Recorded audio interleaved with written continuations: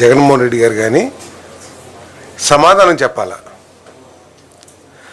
ఆయన అధికారంలో ఉన్న 2019, 2020 నుంచి 2023, 2024కి ఈ డిస్కామ్ సంస్థలన్నీ కూడా ఏది సిపిడిసిఎల్, ఎస్పీడిసిఎల్, ఈపీడిఎస్ఎల్ అన్నీ కలిపి 12,771 కోట్లు ట్రూ అప్ ఛార్జెస్ వేయాలి అని చెప్పేసి పిటిషన్ రెగ్యులేటరీ కమిషన్కి పిటిషన్ ఇచ్చారు.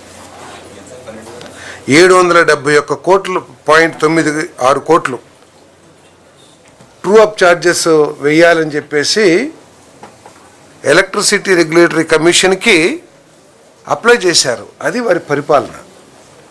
ఒకవేళ బై ఎనీ ఛాన్స్ ఆ గవర్నమెంట్ వచ్చినట్టయితే 12,771.96 కోట్లు ప్రజల మీద భారం పడేదేమో.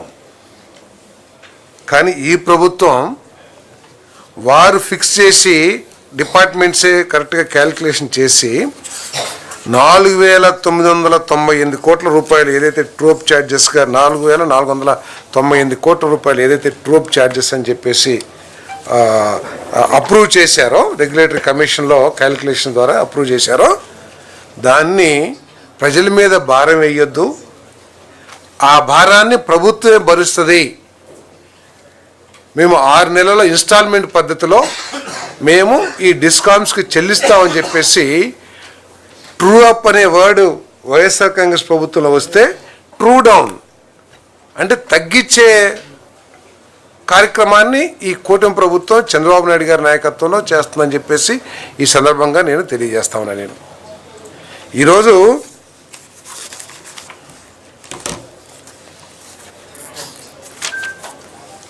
వారు 9 సార్లు కరెంట్ ఛార్జీలు ఏం చెప్పారు. 2019లో మేము అధికారంలోకి వస్తే విద్యుత్ ఛార్జీలు పెంచమని చెప్పిన వైఎస్ఆర్ కాంగ్రెస్ పార్టీ 9 సార్లు కరెంటు విద్యుత్ ఛార్జీలు పెంచిన విషయం మీ అందరూ కూడా తెలిసిందే.